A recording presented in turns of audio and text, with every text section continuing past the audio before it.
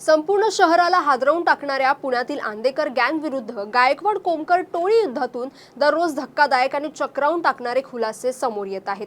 धनकवडीतील बालाजीनगर परिसरात अक्षय म्हस्केवर जो जीवघेणा हल्ला झाला तो रागाच्या भरात तत्कालिक झालेला नव्हता, तर त्याचा संपूर्ण मास्टर प्लॅन आधीच तयार होता, अशी खळबळजनक माहिती आता तपासातून समोर आली आहे।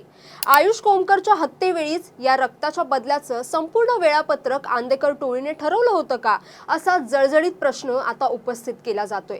टोळीने पोलिसांच्या नाकाखाली अत्यंत शातीर पद्धतीने हा खेळ खेळल्याचं उघड झालं आहे। पाहुयात या संपूर्ण प्रकरणाची सविस्तर बातमी। नमस्कार, मी जान्हवी आणि आपण पाहत आहात टाइम महाराष्ट्र। माजी नगरसेवक वनराज आंदेकर यांच्या हत्येनंतर आंदेकर टोळीने रक्ताचा बदला रक्ताने घेण्याची शपथ घेतली होती। सूत्रांच्या माहितीनुसार विरोधी टोळीच्या प्रत्येक सदस्याला आणि त्यांच्या नातेवाईकांना कधी, कुठे आणि कसं टार्गेट करायचं याचं संपूर्ण वेळापत्रक आयुष कोमकरच्या खुनाच्या वेळेस आंदेकर टोळीच्या म्होरक्यांनी निश्चित केलं होतं। पोलिसांच्या धरपकडीतून कसं निसटायचं याचा प्लॅनिंगसह हे सगळं आधीच ठरलं होतं। या बदल्याच्या वेळापत्रकातील सर्वात मुख्य मोहरा होता तो म्हणजे आवेज खान। आवेज खान हा आंदेकर टोळीचा प्रमुख सदस्य कृष्ण आंदेकर सोबत कोंढवा येथील मोका गुन्ह्यात सह आरोपी आहे। आयुष कोमकरच्या खुनानंतर पुणे पोलिसांनी आंदेकर टोळीच्या सुमारे 50 गुंडांची मोठी धरपकड सुरू केली होती। पोलिसांच्या हाती लागायचं नाही आणि पुन्हा कारागृहात जायचं नाही या उद्देशाने आवेज खान आणि त्याचे काही साथीदार पोलिसांच्या नजरेआड राहण्यासाठी थेट उत्तर प्रदेशात पसार झाले।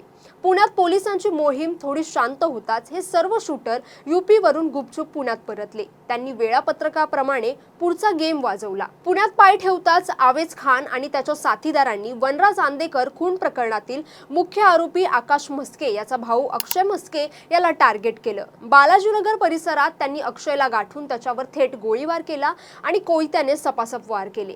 या हल्ल्यामुळे परिसरात प्रचंड खळबळ उडाली। मात्र पोलिसांनी वेगाने चक्र फिरवून मुख्य सूत्रधार आवेज खान आणि त्याच्या साथीदारांना तातडीने बेड्या ठोकल्या आहेत। या प्रकरणात सर्वात गंभीर बाब म्हणजे आंदेकर टोळीने विरोधी टोळीच्या कुटुंबियांवर हल्ले करण्याचं नियोजन केलं आहे, अशी पूर्वकल्पना पुणे पोलीस दलातील उच्चपदस्थ अधिकाऱ्यांना आधीपासूनच होती। मात्र पोलिसांना ही माहिती असूनही ते हे हल्ले रोखू शकले नाहीत, असं चित्र सध्या या परिस्थितीतून निर्माण झालंय।